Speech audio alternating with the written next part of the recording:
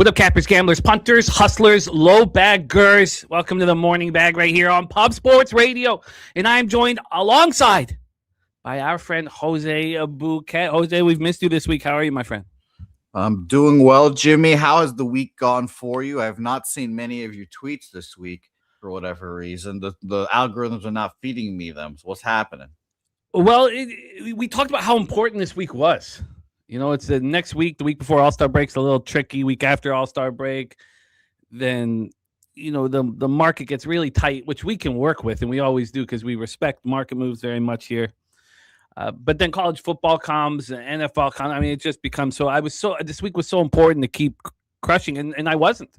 Monday, Tuesday, Wednesday were, slightly losing days until Thursday, Jose. Thursday. I want to get to the bad first before the good. Sure. Look, I took a beating in the CFL again with these ridiculously high numbers, trying to get underneath them.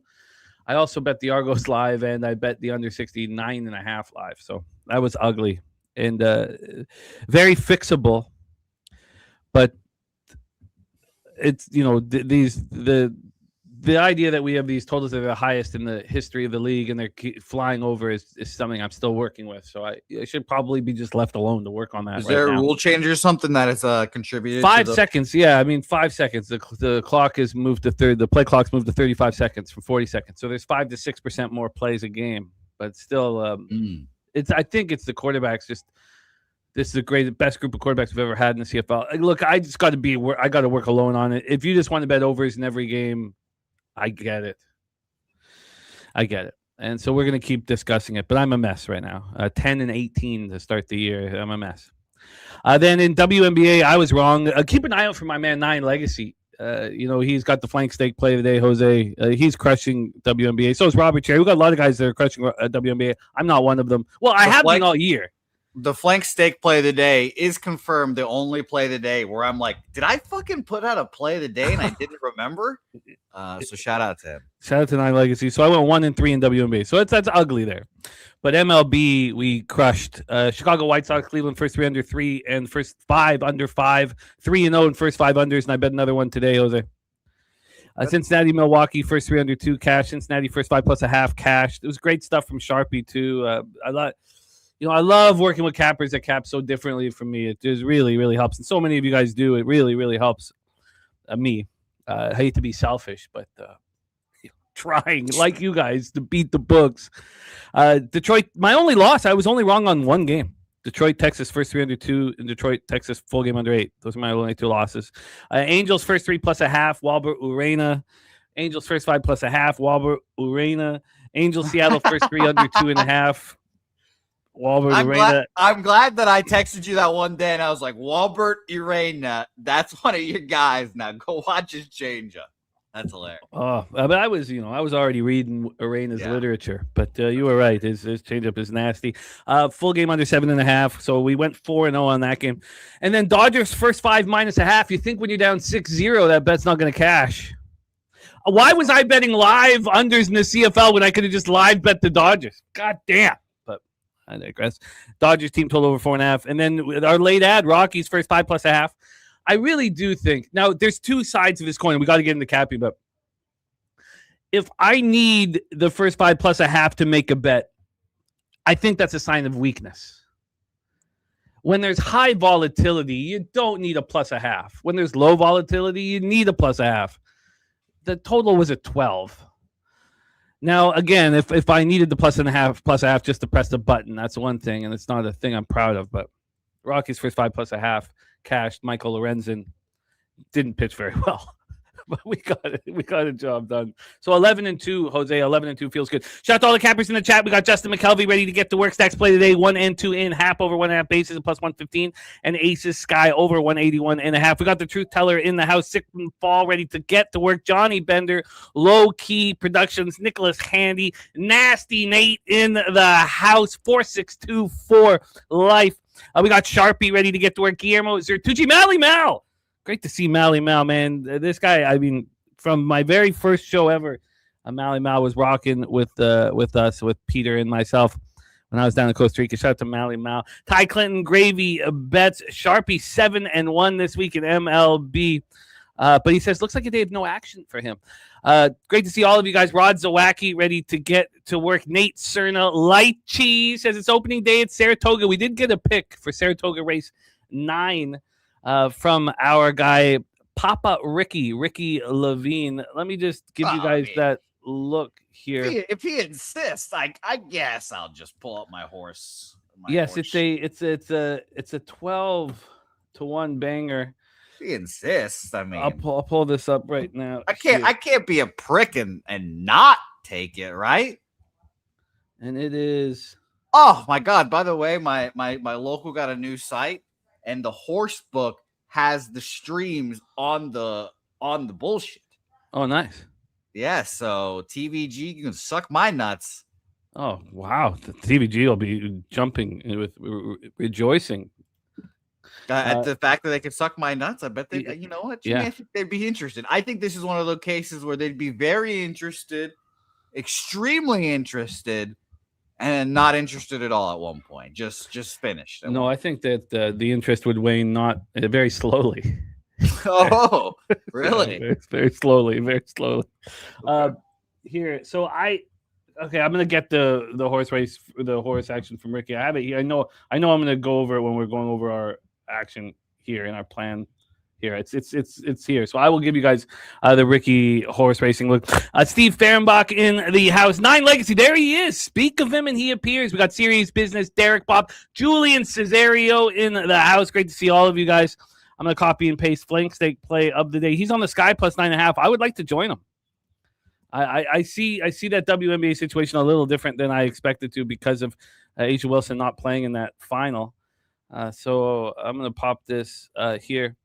And let's get to work, my friend. We got a big, beautiful card to attack. We got to be really strict to the times here. I did say I'm not ready to start screaming Ricky right now. Ricky! Okay, there you go. There's one for you. For you. Okay, let's get to work. What the fuck's going on? Let's get to work. Man, boys in the hood talk, man. You're too young for that shit. Let's roll, Jose. Let's attack. Cardinals, Cubbies. Let's roll.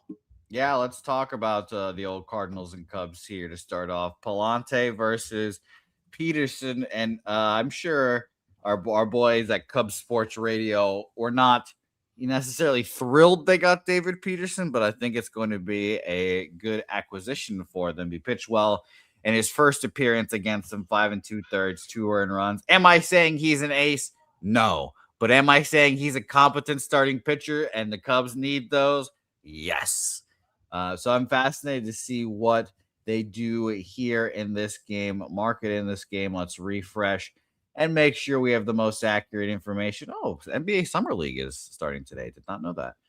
Minus 128 for Dave Peterson is now minus 118 is what it opened up, is now minus 128 at Bet Online. Minus 131 is what it opened up at Bookmaker. Minus 127 opener. It sits there now, and minus 132 for Bovada. It opened up there here. So very interesting.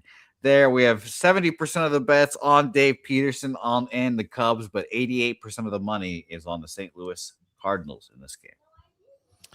Yeah, there's so much fun in what we do, and there's so many. You have to be really malleable. Shout out to Mally Mal, no pun intended, to succeed in baseball. There's so many. I just think if you kept everything in a certain way, that. I just think you got to be open to changing strategies and things of that nature. Nate Cerna says, never liked Peterson, but he can be serviceable. The idea here is the Chicago Cubs were resting yesterday, chilling. While that was happening, the Cardinals were in a wild baseball game. When we were doing our show last night, while the Cubbies were resting, the Cardinals, it was 10:30 at night, 11 at night, and the Cardinals were still playing ball. It was not a short game. They just played in Atlanta. I'm not someone who gets too caught up in this at all. Like, I don't get caught up in being exhausted and being tired and things like that. I like Andre Palante. I think that there's an advantage with the Cardinals on the hill. We also have weather issues here that we should touch on. Oh, here we go. I got it right here. Right off the hop, because there's a periodical heavy rain here.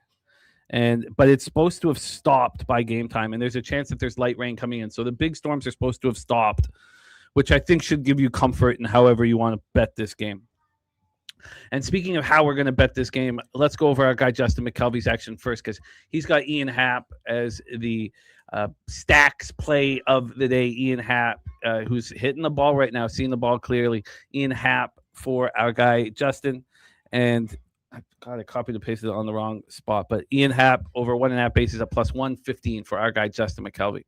Stacks, stacks, stacks, stacks, stacks, stacks, stacks, stacks, stacks, stacks, stacks, stacks, stacks, stacks. I think you always making moves, my man. Let's just keep this going, man. Let's just keep this going. So Peterson, I honestly think that there could be a dark cloud hanging over the Mets franchise. I think that I'm not one to do this too quickly, but I'd be perfectly comfortable putting a line through every single start Peterson had as a New York Met, giving him a fresh, look, he's had a bad season, 5.86 ERA, 1.59 with 4.83 expected ERA, but I could just, put a line through it. Then with the sticks right now and the bullpen, there's an advantage with the Cubs. The Cubs are hitting righties hard. The Cards are not hitting lefties with any power. The Cubs bullpen is not pitching very well, but he is pitching better than the Cards bullpen. 4.62 on an over 10.5 here. I mean, God damn, that's high. It's a tricky situation, really, because you have the Cardinals coming off a huge offensive outburst. Again, I don't like talking about what happened the day before. I like everything is fresh light. But how are they not an exhausted group? The fact that this is an afternoon start is not fair. The scheduling is just not fair. Remember, they even lost an hour going to Chicago. I mean, this is just a terrible, terrible situation for the St. Louis Cardinals. And if we can take anything from the 5 2/3 2-run runs, look, he was an out away from a quality start in Milwaukee against a team in the Brewers that hit lefties much better than the Cardinals.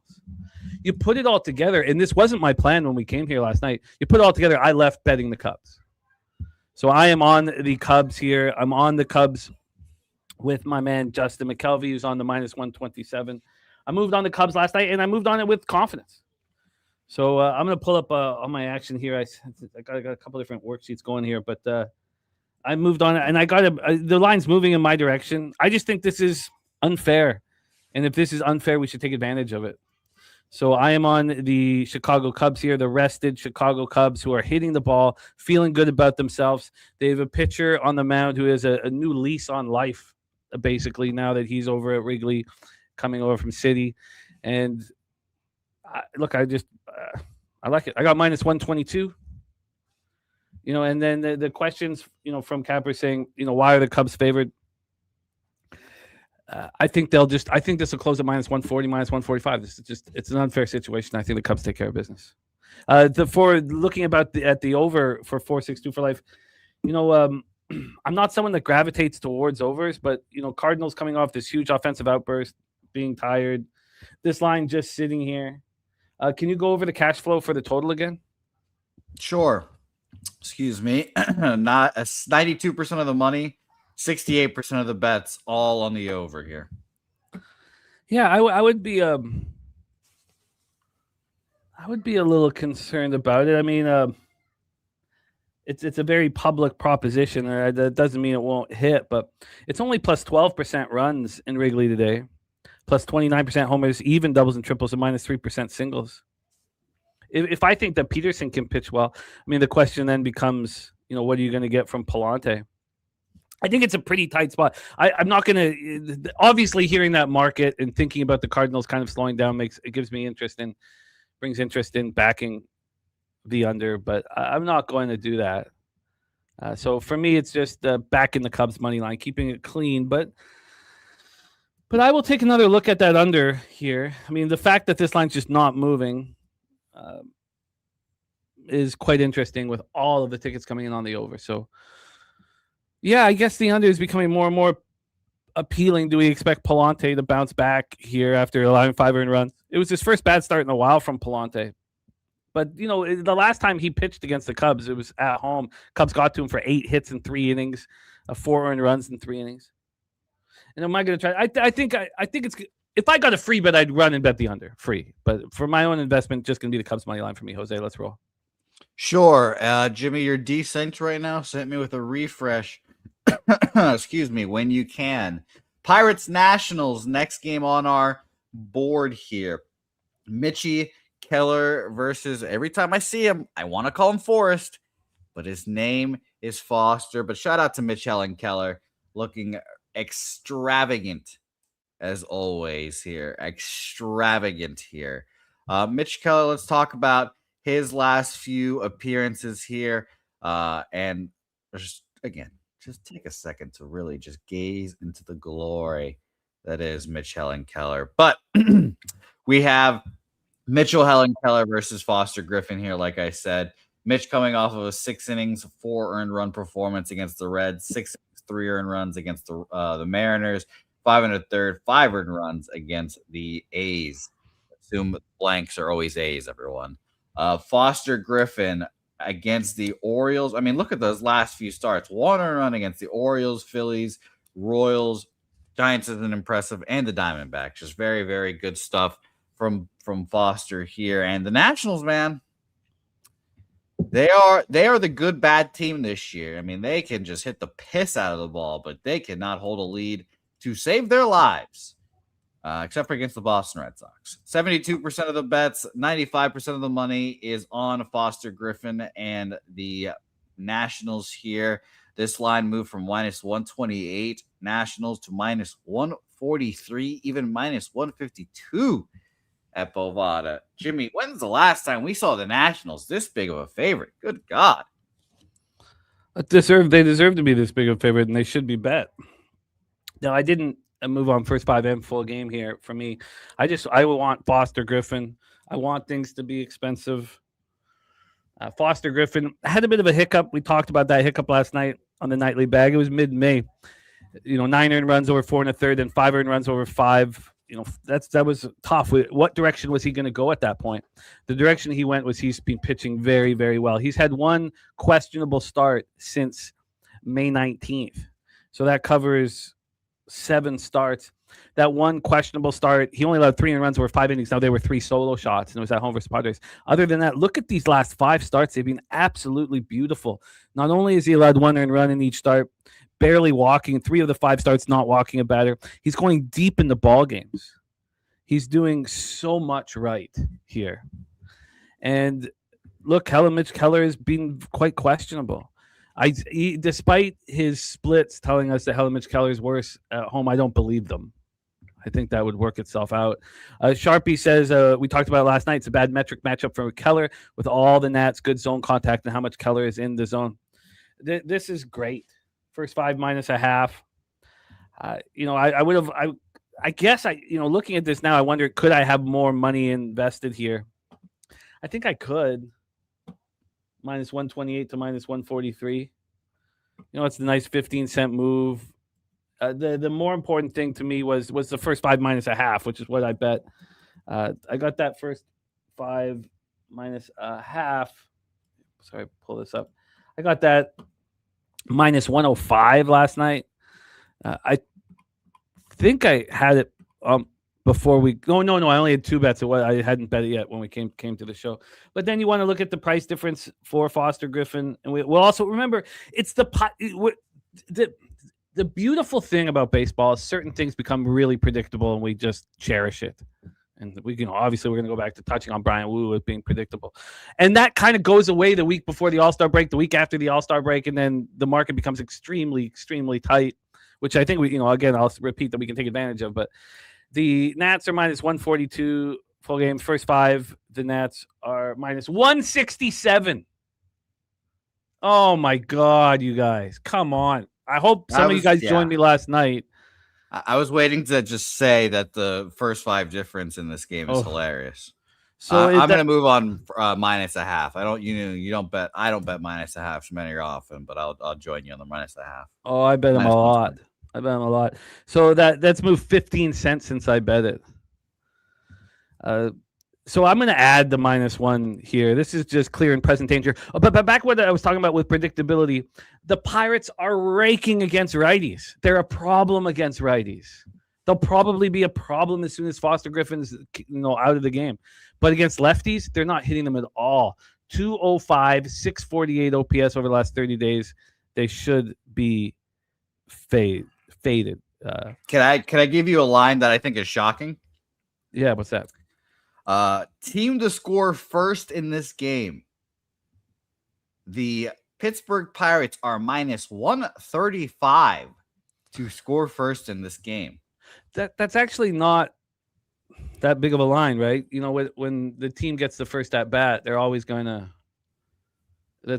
to be juiced towards them, always. So, but then you need plus 105 for the Nats to score first in this game. I mean, yeah, that's appealing. But also, Foster Griffin could allow a run in the first, and the Nats could put up 3 on Keller. They absolutely could, and I'll roll those dice today because that's a fascinating line. No, that's totally valid. Probably trap line, giving me plus money there. But I'm gonna listen to Jimmy and hope that he's right when it comes to the team hitting first for sure. And Foster's been pitching well. He has been. But I'm in business. 462 joined me on the Nats last night. We beat the market move.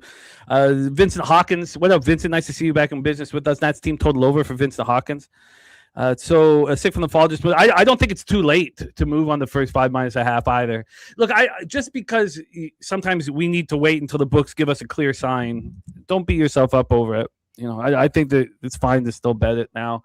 I think that I should also add the full game here. Full game -1. And then, of course, you're going to have to deal with the Nats' questionable bullpen, but you're also dealing with the Pirates' questionable bullpen. So I'm going to add the full game -1. First 5 -0.5. I mean, is this going to become the best bet on the board? At this point, certainly in the running. Roger Wax says bet on Foster Griffin on the run line when pitching in night games. Griffin's team record during 2026 season 9-0-1. Says bet on Foster Griffin on the run line when pitching in. Oh yeah, they're pitching in night games. There we go. Oh, 9-0. Sorry, it's 9-0. Nasty Nate on the Nats first 3 money line. And Jose, let's roll on. Excuse me. Let's roll on here. By the way, Jimmy, I'm going to have a bet at the end of the show. It's not on our sheets, but it's a bet for tomorrow here that I'd like to share with the people that I'll be officially on. Sure. Twins, Yankees next game on our. We've been waiting. We were talking about this last night. We want to hear you talk about Garrett Cole. We love it. Well, I mean, at this point, I feel bad, Jimmy. It's not fun to kick a man while he's down. And when he falls hard because Tubby, Jesus Christ.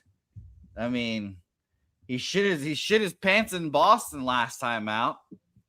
He got crushed before that against at Detroit there. I mean, ugh.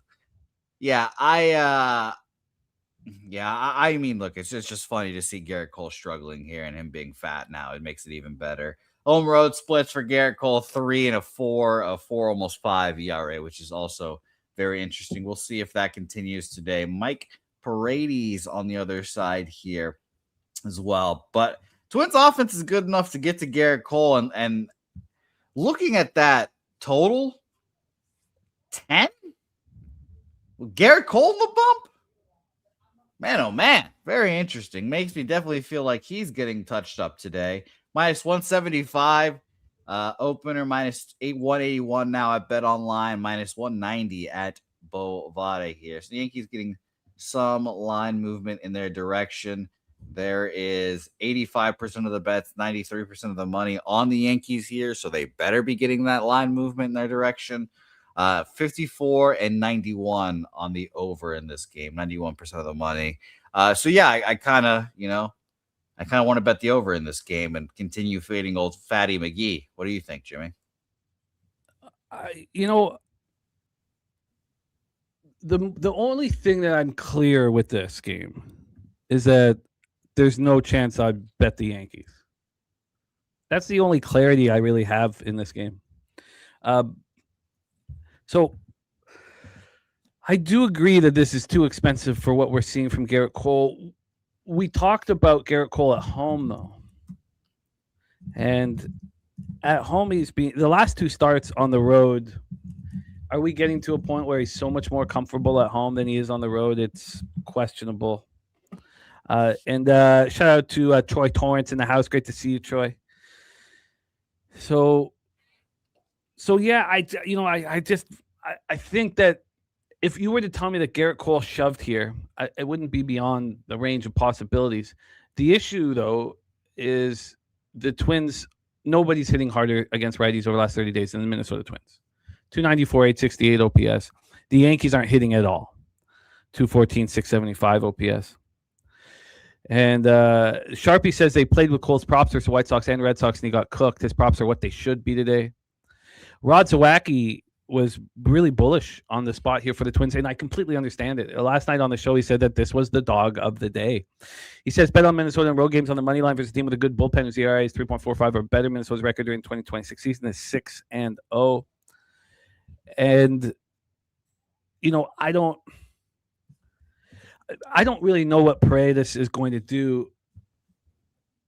Ever since reading the Black Swan and hearing the most intelligent man I've ever read before, hearing Talib's thoughts on certain things, and he was asked, Talib was asked to predict certain things for companies, and he would say, "Well, I don't know. How about that? I don't know." And that was the right answer. And then he would get fired immediately. But with Mike Paredes, he looked bad in Double-A Wichita, but it was a short stint. And he still had this K to walk ratio that was phenomenal. 21 Ks and 1 walk. And then every level he's gone up, that K to walk ratio has plummeted. When he went up to AAA St. Paul, it's 33 Ks and 8 walks over 34 and 2/3. Still good. Then you get up to Major League Baseball, and now he can't get strikeouts. So he's thrown 25 and a third. He struck out 13. He's walked 9. He's pitching decently. But, I mean, you have to think that there's an advantage on the hill for the Yankees against Paredes. And we saw this initial move to the Twins. Now, of course, it's come back.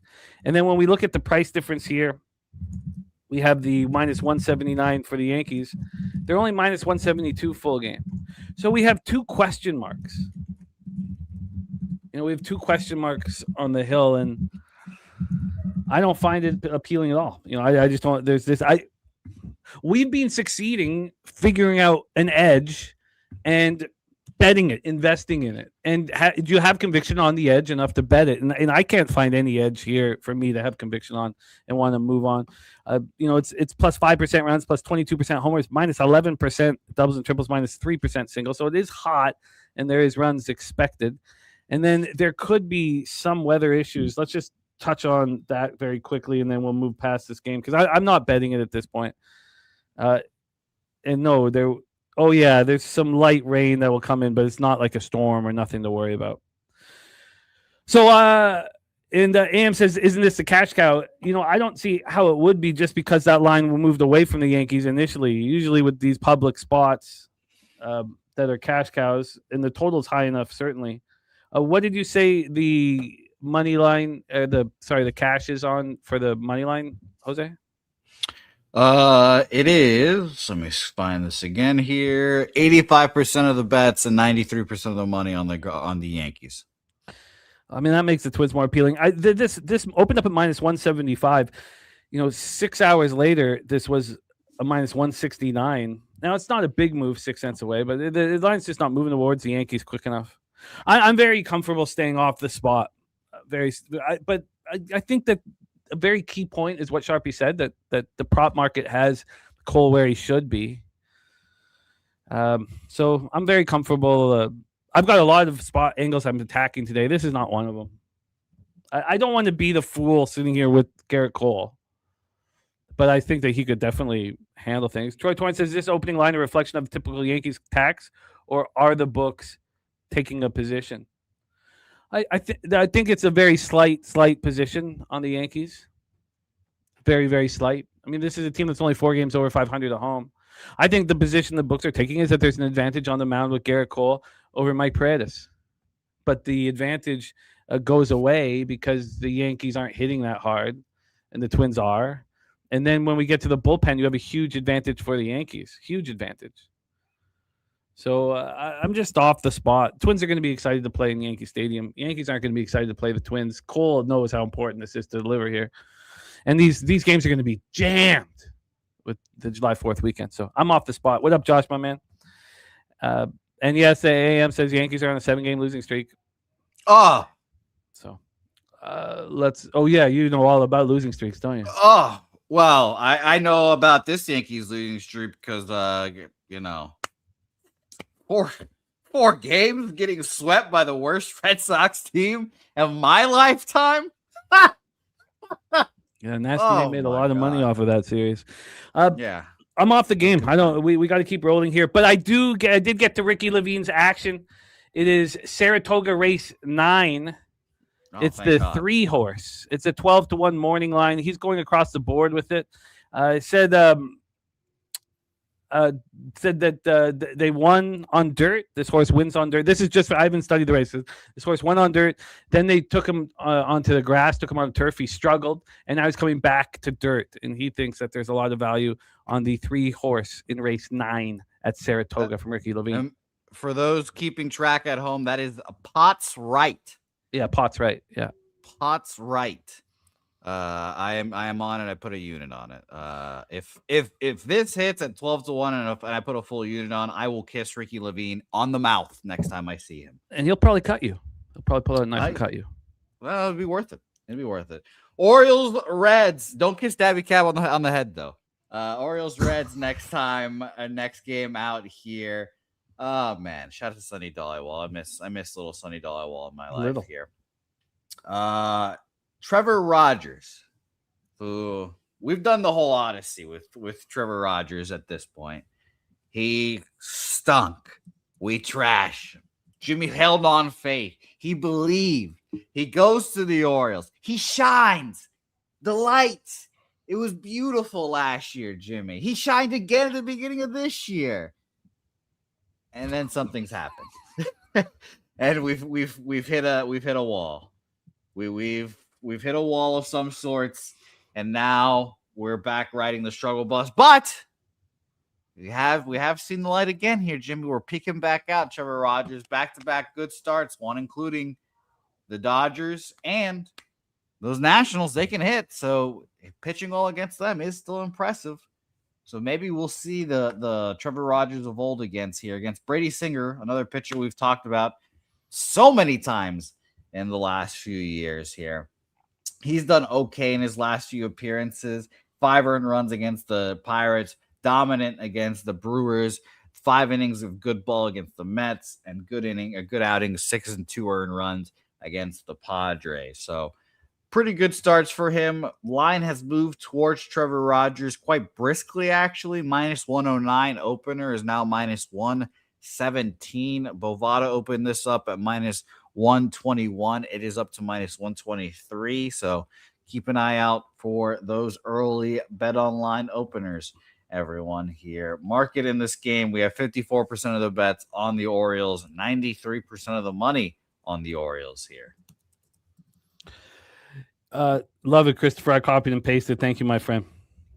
I'll be rocking with both of these. And Chris, is that Saratoga, I assume? Yes. As well? Yeah. Race 7, but that's tomorrow. Cool. So that's Saturday action. Let's roll here. The 11 is insane. This is the highest number of the year at Great American Ballpark. And, the way I see this, it's market manipulation 101, and it doesn't seem to be working because there was just a 12-cent move to the over. I do not believe that there's a model that exists that would take you to the over 11. I truly believe that.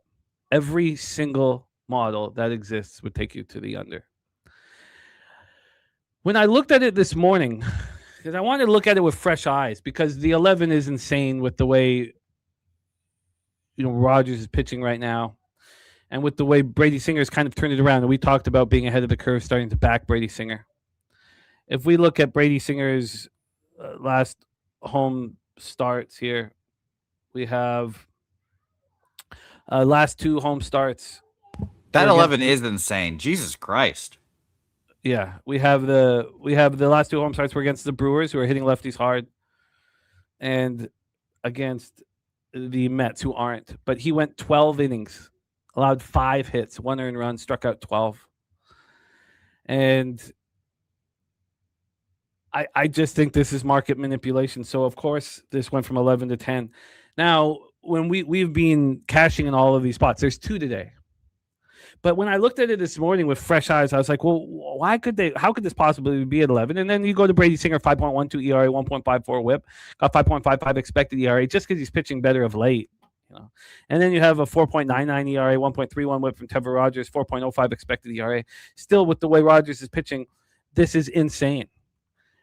It just doesn't make any sense. The Orioles bullpen is pitching really well. The Reds bullpen is pitching quite a bit better.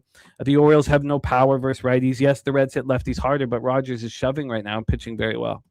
This 11, I truly believe, is market manipulation 101.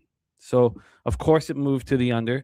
And the whole thought last night was when this gets to a 9.5 or so, or even better, we'll move on the under. On the over. So I'm surprised to see that there was just a 12-cent move towards the over. There's been 22 cents of movement towards the over. 22 cents of movement towards the over since this went from 11 to 10. And why did it go to 11 to 10? Because every single model in the industry would tell you to bet the under at 11. So, I'm going to bet the over, and I don't want to. I moved on the over 10 minus 120. Yeah, I still think look, this 22-cent move to the over is telling us all we need to know. And shout out to our guy Rube Boy. Yeah, we've been running nice. I'm so glad that you are running just like we have been, man. That means so much, but better with hitting 4-leggers, 7-leggers, better than what we're hitting. But I love it. I absolutely love it. Reginald in the house too. Great to see you. Because it's not always going to be like this. That's why I keep telling you guys that we got to keep attacking with ferocious vigor, because we're seeing things so clearly, and there's going to be a time when we're not. So I love it. Let's attack. So yeah, I'm going to be on the over. I'm going to be on the over here in this one, and I guess the time to move on it was over is past. I still think the over 10 at minus 120 is a great spot, but despite the weather and a lot of talking about how this ball is going to carry and all of this, it's just plus 17% runs, right? So at plus 17% runs, according to the Ballpark Pal model, that's 1.49 runs. So if this was even 0% across the board here, or it'd be less then, right, because of the combination of the ballpark and the weather, a 9.5 is too high for these pitchers. So this is just put too high. And Rod's White says the over 9.5 was way better last night. It was, but we had there was a lot of angles as to why the under was viable here. And again, I think that, here we have a bet under the total, and Terry Francona starts when the total is 10 or higher. Under's record as manager of Cincinnati is 13-1, and it was an 11. And this is just manipulation 101. So yes, I'm gonna be on the over, and I guess I missed my spot. So we'll see where it goes. It wouldn't surprise me if some money still came in on the under because of that early move. But yeah, I'm gonna be on the full game over here, and I get why you moved on it now. So let's roll on. Let's roll on. Excuse me. Wait, just sec, Jose, our guy Coin in the house. Birthday weekend in Punta. Wins going as planned. I love it, Coin. Enjoy it, my friend. Enjoy it enormously, man. 50th birthday celebrations for our guy Coin in the house. soak it up, and let's get some winners for you, my man. Let's go. Sure. Shout out Let's to go. Coin. Shout out to you, my man. Happy pre-birthday. White Sox Guardians. Jimmy, we've got Gavin Williams versus old Anthony Kay here. In a fun matchup here. Two pitchers that have been interesting to you. I know we've talked a lot of Anthony Kay this year. It feels like whenever I'm on screen with you, we have 59% of the bets and 87% of the money on the Cleveland Guardians here. This will be a fascinating series just to see how the White Sox do against the Guardians here in a division matchup. Minus 125 is now minus 128 for the Guards here. Full game money line at Bet Online. It was a minus 135 at one point, got all the way up there and came back down, which is indeed interesting here. Jimmy, shout out to, by the way, Joey Cantillo. Quick shameless plug. We just did an interview with him over on Baseball is Dead. He was a cool dude. I didn't know he was from Hawaii. That was a shock to find out. I didn't do my research, obviously. But I'm going to keep calling him Joey Cantillo because in my head, he's apparently Hispanic. So shout out to him. Cool dude. But what do you think about this game, Jimmy? Am says if this game goes, the thunderstorms will mess with the offensive weather. He says this is a sneaky under. And we have Troy pulling out the brooms with Gavin Williams here and the Guardians. I can't get past. Now, I know the last game the Guardians saw lefty, they got to him, but they're hitting 158 with a 477 OPS versus lefties over the last 30 days, and I won't get past it. Anthony Kay was pitching really well, and then at home versus the Royals are hitting lefties very hard, the opposite of what is going on here. The complete opposite. And the Julian Cesario going back to the well in the first 5 under 4.5 says 3 scoreless innings and lose the first 5 under. It was wild, Julian, because I got that first 5 under 5.5 when it first came out, which was insane. So I still got there, but I did live bet the over because Davis Martin looked more vulnerable to me than Ciccone, and then Ciccone started getting hit. Troy Torrance says your bias on Anthony Kay is vulnerable on the road. I like Anthony Kay. I like him as a person. I like him coming over from Yokohama. He's pitched well in certain situations.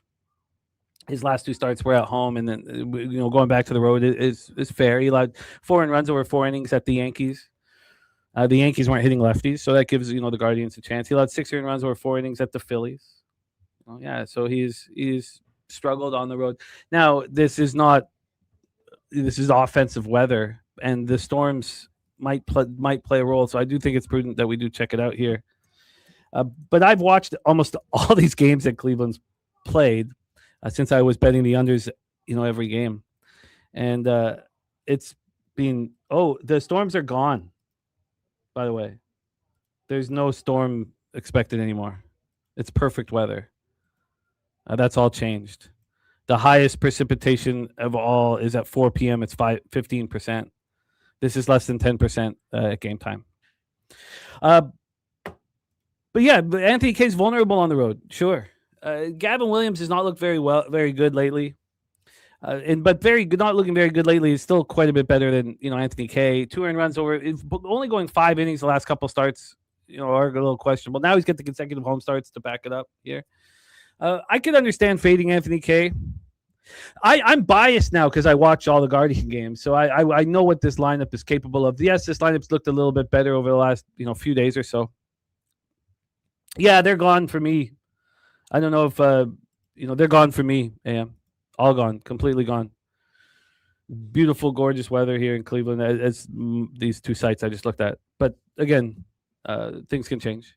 And the weather did change because we went over this last night and there were storms, but they're gone here on these 2 sites.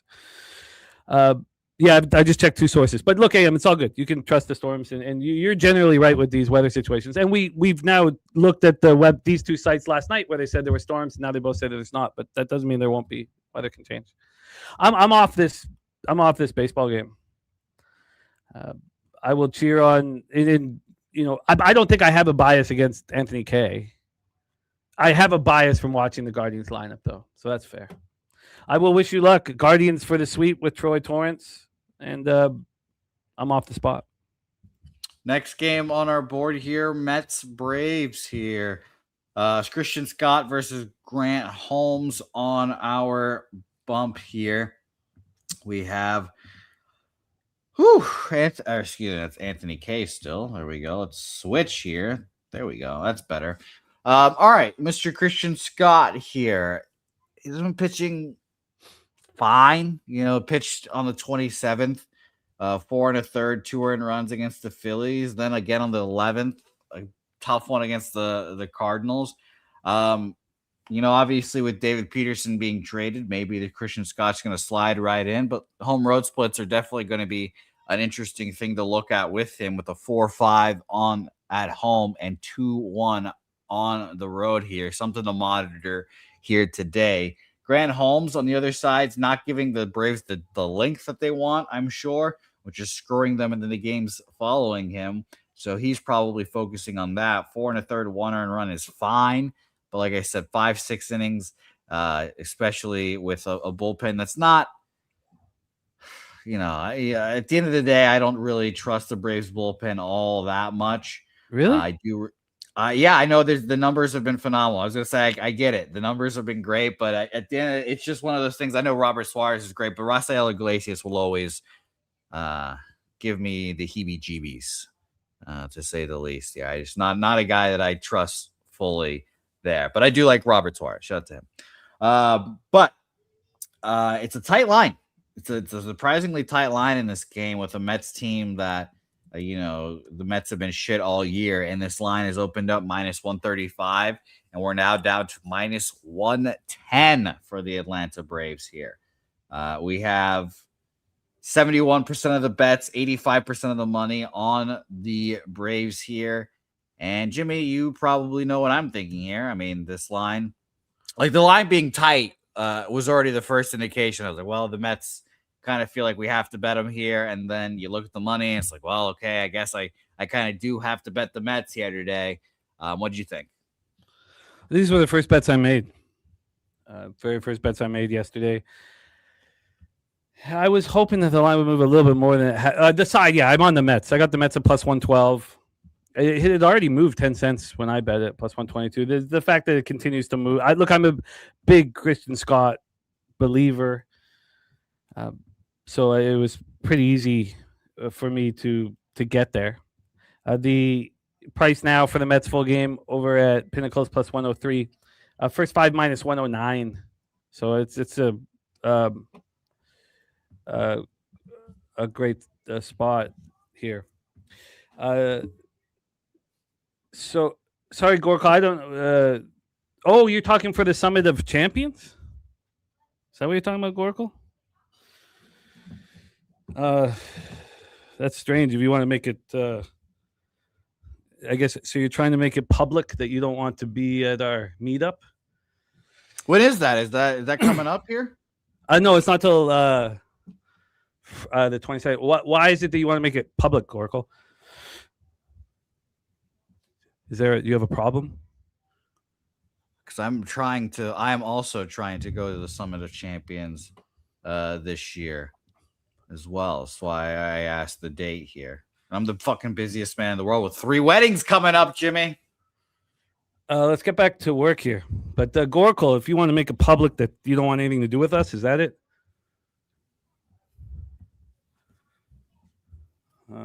Very strange. But sure. Okay, back to business here. By Jimmy for Gorkle boxing match. No, I know, but that's the thing. I've been his friend and for a while, and I support him. So for him just to make it public that he just doesn't want to be at one of our events. Look, Gorkle, you don't need to be here in the chat either. You don't need to be a part of our channel either. I mean, this is all very strange. Okay, but here, these were the first bets that I made.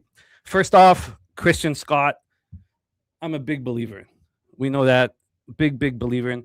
And then we talk about Grant Holmes and the psychological issues that he went through. You are absolutely right to attack immediately the fact that he wants to go deeper in the games. We know that it's very clear. He wants to go deeper into games. And he was pulled from the starting rotation. It bothered him immensely. And he became a primary, and then he shoved. Even with that last 4 innings of being a primary, 5-0 loss at the Giants June 27th, he still has a 6.10 ERA and a 2.03 WHIP in his last 3 appearances, 10 strikeouts and 8 walks. He's not pitching very well, but he cares so much. He cares so much, and I expect him to start pitching better here. I honestly do.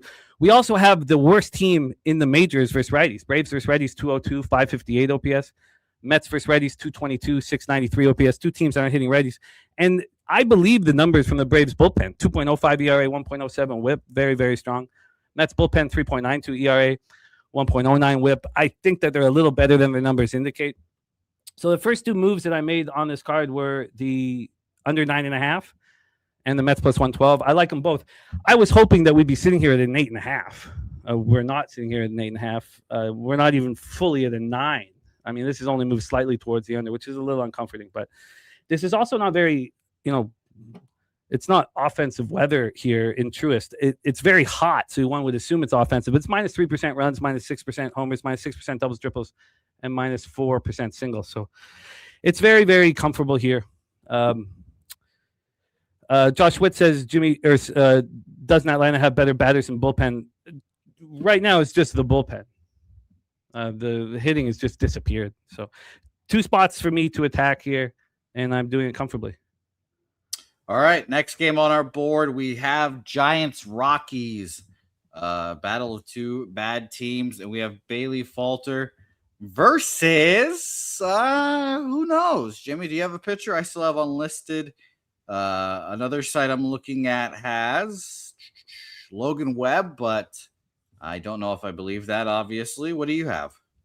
I mean, I didn't know how to handle this situation because of Logan Webb, not being listed a couple of the books. It bothered me, and I still put in the first 5 under 6 at Pinnacle where I'll have to buy out of it. Like it won't be voided if there's a pitcher change. I did put the first 3 under 3.5 in at 365 so that I would be able to get out of it if there's no Logan Webb. But I don't understand why it wouldn't be Logan Webb. No, I'm just on the Cubs, Mal, just on the Cubs. By the way, Sharp says, metric-wise, not the best matchup for Scott. He said, look under K's for him. He's in the zone 2% more than league average with a team who hits in the zone, and the Braves at league average, which they did do to May last night. I think the May thing was the back injury, but I feel you. Josh Witt has Webb on his books. I don't as well, so it's a little concerning. But if we have very, very offensive weather here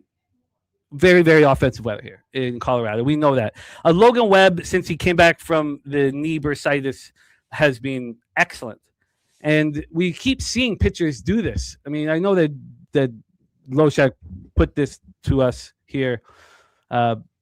9 years ago, was telling us that this was a thing we wanted to back up. And look, he come back from knee bursitis and he's been spectacular. He's had 1 start where he's led more than 1 earned run. That was 2 earned runs over 8 innings and a 2-1 loss to the Marlins. He's been amazing. And I'm a believer in Feltner. And Feltner is backing anybody who's been backing him. I mean, he's played to 3 straight unders in his last 3 starts, 16 2/3, 5 earned runs. He's been very, very good. So, the bullpens are a problem, so I just stuck to the first 3 and the first 5 under. And if it's not Logan Webb, I will have to buy out of the first 5, which I will do, and it will come at a loss.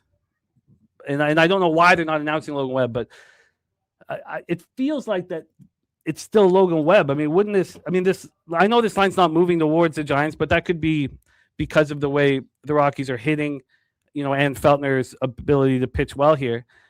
But, if sitting here at an 11, isn't that what the line would be with what? I mean, we had a 12 yesterday, so isn't the full run lower than that because of Logan Webb? So we'll have to see.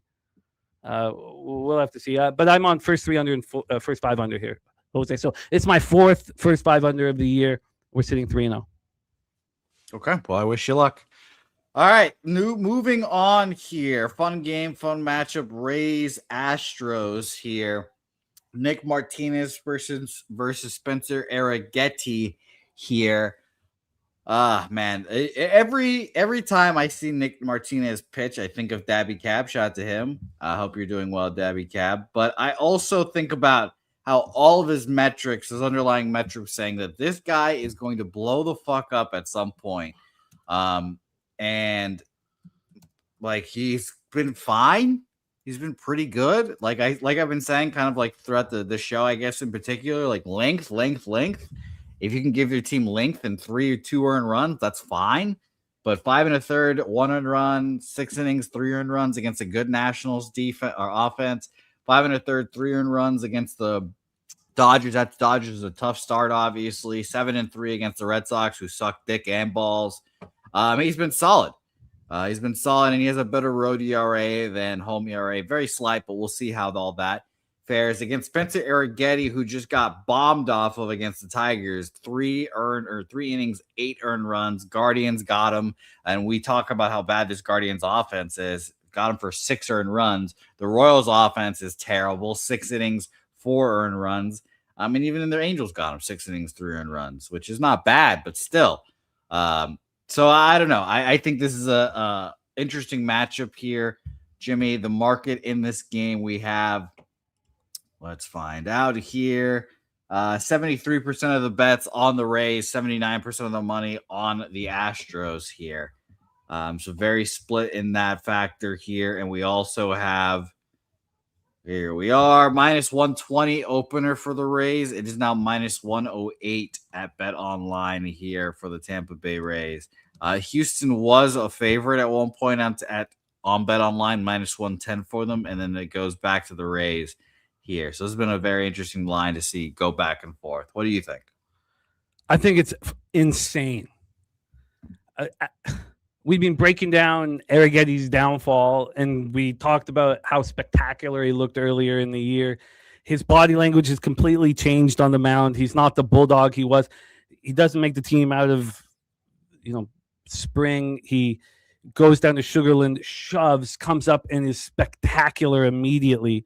I mean, unbelievable. I mean, this guy was pitching at the highest level. I mean, obviously his highest level, but who was pitching better than him to start the year? Because he didn't make the team out of from the beginning of the year. He didn't have his first start till April 15th. So it was like, Ohtani, Soriano. I mean, he was pitching at that level. It was absolutely incredible. And then he loses it. He's just last 2 starts. He's allowed 6 home runs, 14 earned runs over 9 innings. He's looked terrible. And, that one of those starts came at home. The other 3 have come on the road. But even if you go back 5 starts, that's when it all started, was at home versus the Pirates. How on earth could this line be the way it is? Like, we lined up to fade Arrighetti in his last start and cashed, on 2 different bets fading him. Now I can't do it. Like this is just the craziest line of the day. The Rays are on what? How many games have they won in a row? 8? Is it? I mean, is this a 8-game winning streak switching cities? It is.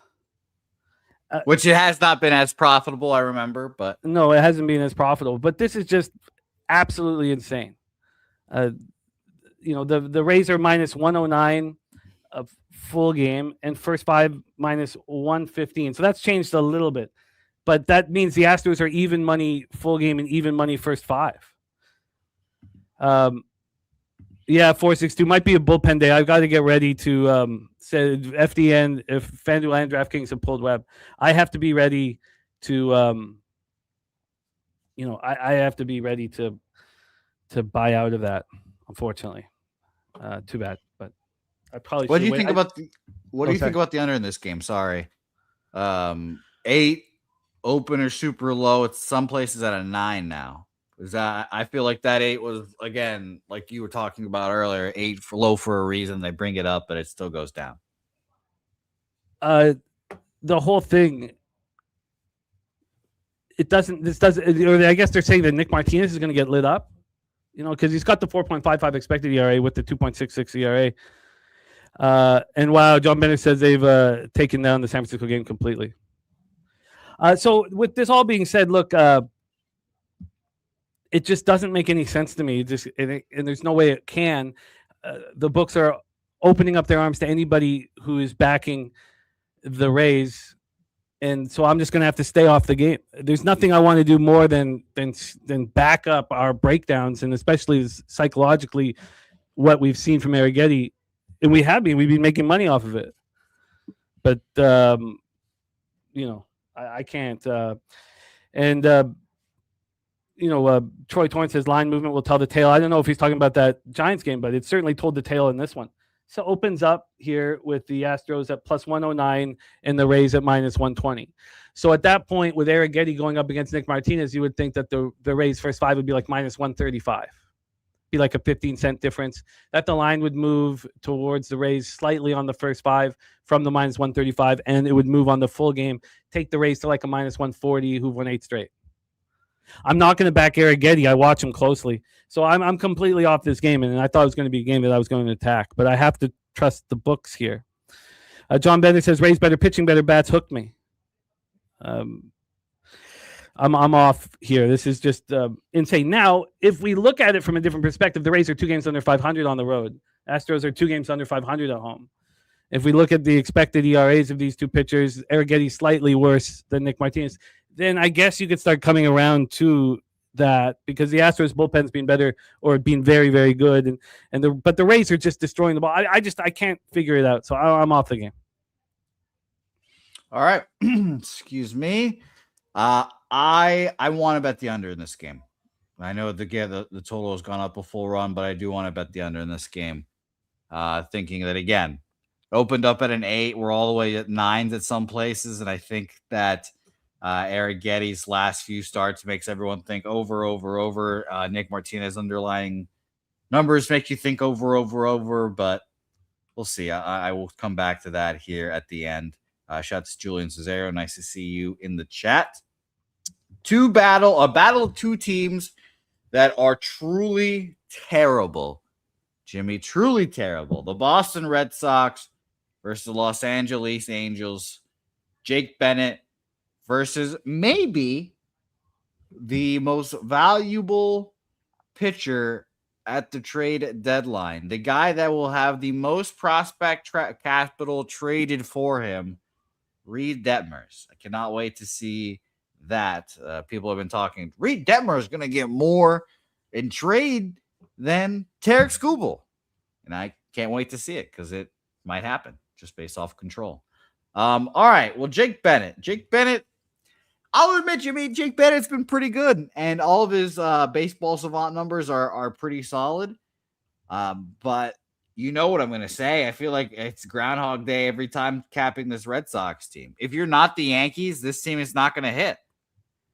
It's just not going to happen. This team is terrible at hitting. Jake Bennett, great last few starts out. Got touched up a little bit in a back-to-back against the Rays. You can live with that. And that back-to-back actually doesn't even count. One was on the July and one was in, June, and the other one was another month. So tough starts there, but still pretty good. Reed Detmers has been solid. I see that you guys, I've been saying, Troy Torrance said just bet Urania and Detmers all day.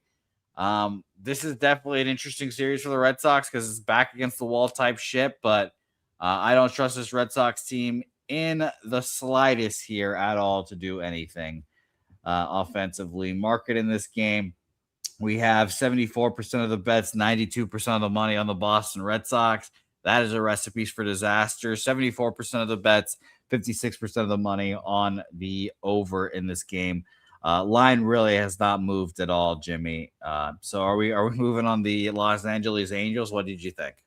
Oh, I love the spot. I love these 2 young pitchers. I'm on the first 3 under 2 at plus 106 and the full game under 8 at minus 117. First off, it doesn't help me when I get too caught up in being exhausted, but of course the Red Sox had their feet up and the Angels were deep into a very tight game versus the Mariners last night. Picked up 4 units on that game. Jose, it was perfect. It was absolutely perfect. And it finishes 1-0, a low volatility baseball game over there. And then they got to come home to the waiting Red Sox. Detmers has been so good. 3.88 ERA, 1.06 WHIP, 3.02 expected ERA. To expect him to shove at home, why wouldn't he? The Athletics got to him in Sacramento.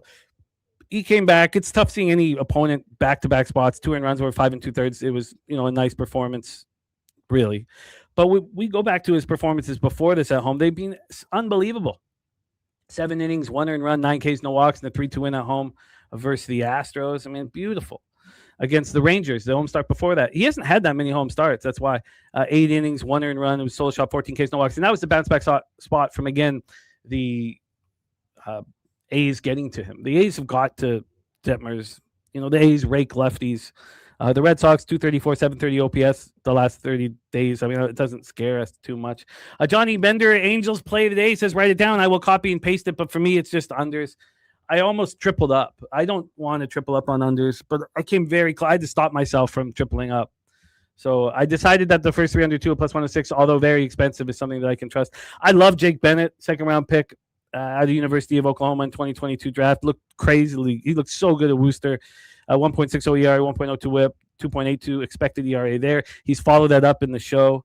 The guy's allowed 2 home runs in 33 innings, 2.64 expected ERA, even lower than his 3.27 ERA. His last few starts have been very good. That start in the thin air of Colorado. These are just 2 top left-handed young pitchers that should put on a show here. Now, it's offensive weather for Angel Stadium, but it's not that offensive weather overall. So first 3 under, full game under. Lou Chase Fox says Halos are hot garbage. They have been padding our bankrolls. They're a pretty predictable ball club. They got some good pitching. Their bullpen's all of a sudden starting to pitch quite well, and they don't hit. Predictable baseball teams are our favorite. And I think we keep cashing on Angels unders at this point, especially as Troy said, with Detmers and Walbert Urena on the mound. And we also, watch these 2 young pitchers, Walbert Urena and Detmers, bounce back from bad starts with such, impressive work. So first 3 under 2 and full game under 8 for me, Jose. Well, Jimmy, as long as the Red Sox keep losing, at the very least, I'll always have a 4-game sweep of the New York Yankees. What a fucking joke that team is. Miami Marlins versus the Oakland, Sacramento, California Athletics here. Not Connor Prelip. I'm thinking of the Twins still, it seems. We have Jack Perkins versus Tyler Phillips. Not Connor Prelip, Tyler Phillips there. Too many P's in my mind. But Phillips has been pitching well, and there's no team been better. Well, I should say no team was better last month than the Marlins. And what a team they have been to just sit back and kind of watch. Their playoff odds are very interesting as well. Jack Perkins has been not great. 5 innings is, 5 innings with 4 2 earned runs, 3 earned runs is not going to cut it. Let's just start there. But Tyler Phillips' home road ERA split looks hilarious on screen right now. A 1.23 compared to a 7, which obviously I think will be coming down a little bit here. Market in this game we have, as we refresh one time just to make sure we've got information here, 51% of the bets and 72% of the money on the Miami Marlins here. So pretty split ticket-wise, but bigger bets on the Marlins, 54 and 87 on the over in this game. Line movement-wise, wow, 15 cents to the A's here, according to Bet Online. Minus 115 now, minus 130 there. Bovada, minus 140 now, opened up at minus 130. And at Bookmaker here, real quick, minus 130 is now minus 133. What do you think, Jimmy? How do you compare these 2 pitchers to your league average pitcher in Sacramento in an A's game at home? That's a good question. I would say, I think out of both these guys, well, Jack Perkins, I think, is league average. I think Tyler Phillips is a little better than that, but not much. So would you say you'd be surprised if it was the lowest total opening in extreme offensive weather that we've seen all year? I guess I would be just because of I don't know all the pitching matchups, but you wouldn't expect the Jack Perkins Tyler Phillips matchup to do that. So that is a little surprising, yes. Yeah. I mean, yeah, I want to bet. Yeah, I wouldn't want to bet the over in this game. I would want to bet the under in this game personally. Because so it came out at 9.5. I did know it. I did know it came at 9.5. I'm only looking at the 10.5 we have on the screen here, so that's funny. But I like I said, I think Tyler Phillips is good. I think he's good enough, a little better than average. But the Jack Perkins part of it was the scary part. So that makes you definitely feel like it's an under. I'll tell you that. So they open this up at 9.5 at a pick'em. Wow. Yeah, I didn't know that. And so it just starts moving towards the over. Of course. I truly believe that there's not a model that would exist that wouldn't take you to an over 9.5 in this baseball game. First off, Sutter Health Park plus 29% runs, plus 34% homers, plus 26% doubles and triples, and plus 6% singles. So it's 2.56 runs, basically, plus 2.56 runs because of the combined effect with the weather and the stadium. 2.56 runs. So it means that with Tyler Phillips and Jack Perkins in a even, a 0%, like just the league average weather stadium situation, this would be a 7. This would open up at a 7. It's market manipulation. They know that every single person in the right mind is going to move on the over. And what is I should get this up. What is the numbers? Can you believe I don't even have it up? That's how much I've been caring about the cash flow. What is the cash flow for the over? It was about 50. Let me double check here. Oh, I get a little update. 54% of the bets, 87% of the money on the over. Well, we wait for this to go to its highest high and we bet the under, because it's not a mistake. They're doing this on purpose, and it has to be taken advantage of.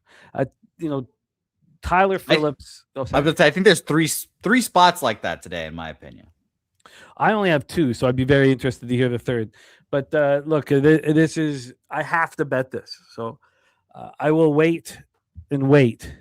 The problem is I got a tricky date, Jose. I go from my LASIK eye surgery right after this. Oh boy! So I have a tricky day. That shit. You better bet that shit now, because you're not going to be able to see. You're gonna be with those fucking big ass Stevie Wonder glasses, trying to put your action in, staring like 2 feet from the screen, not being able to see. Kelly McKinnis. The second spot is that.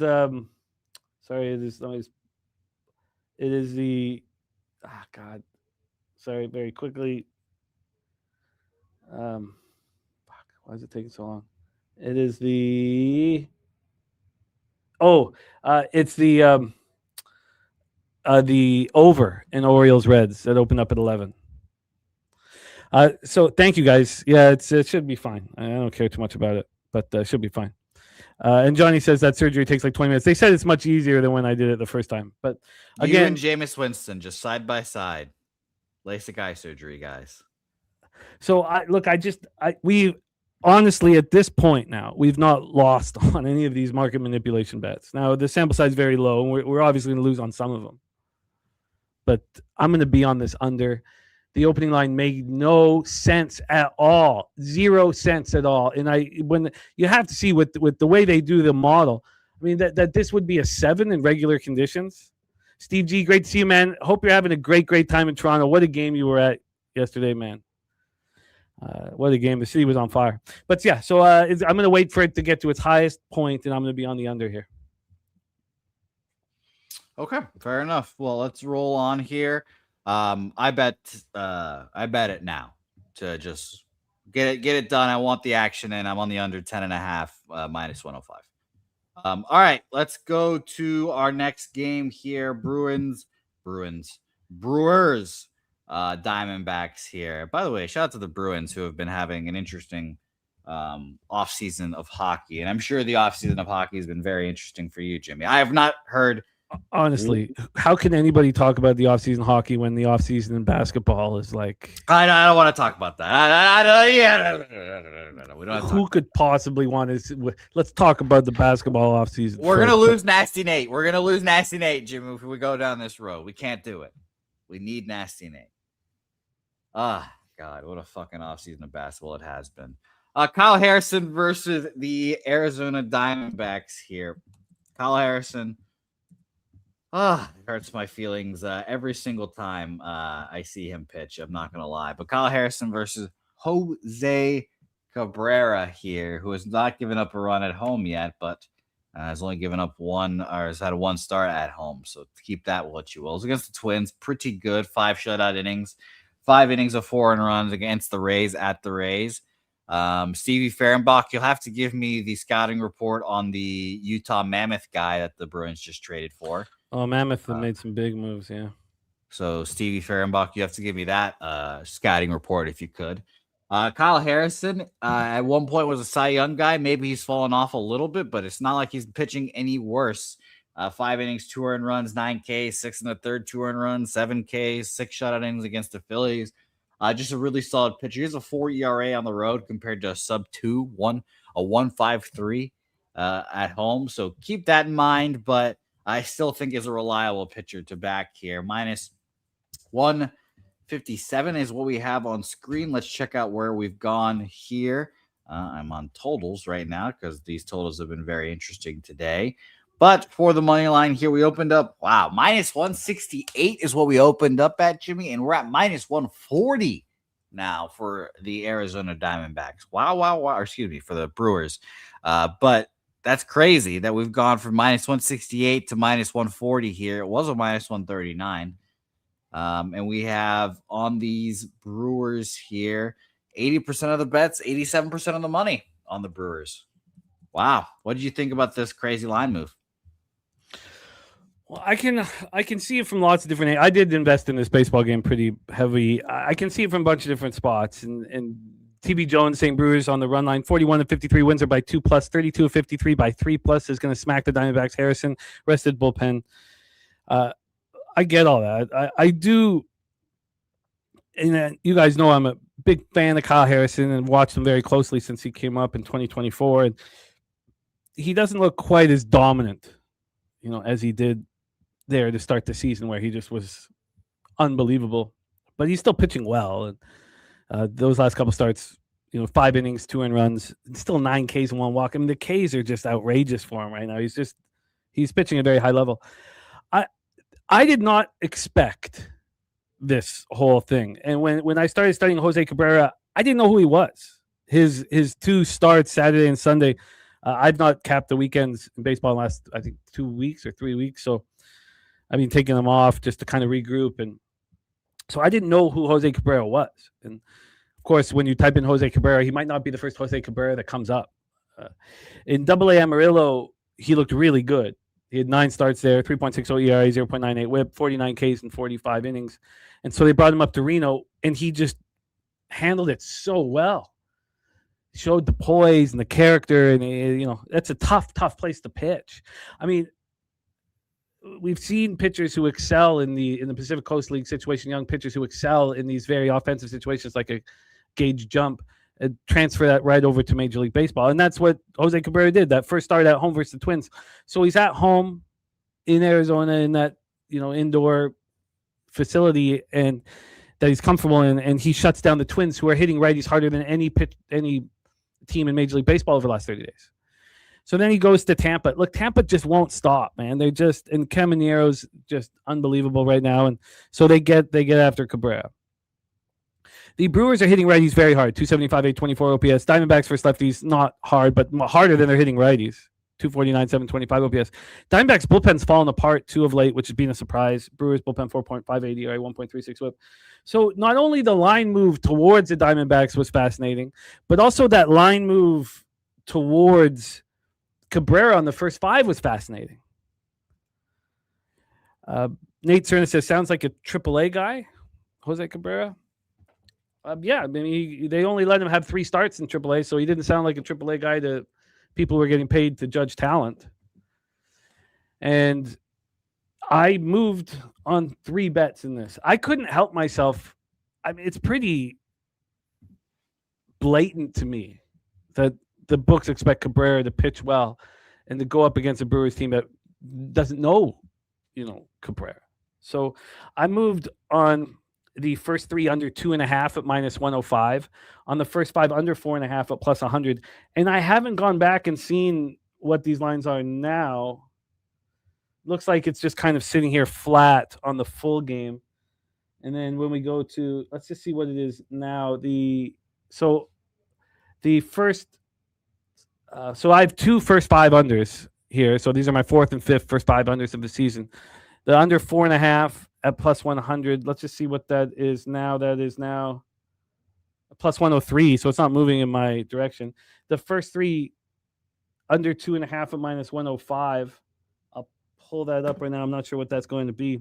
But I think, again, I trust and believe in Kyle Harrison. So if this line's going to move to the opposition, we talk about this all the time. If the line's going to move towards the Dogs, and I really like the starting pitcher on the favorite, to me, that tells me that the pitcher on the underdog is going to pitch very well. I mean, that's a pretty simple thought process for me. And if that happens, then I should cash the first 3 under and the first 5 under.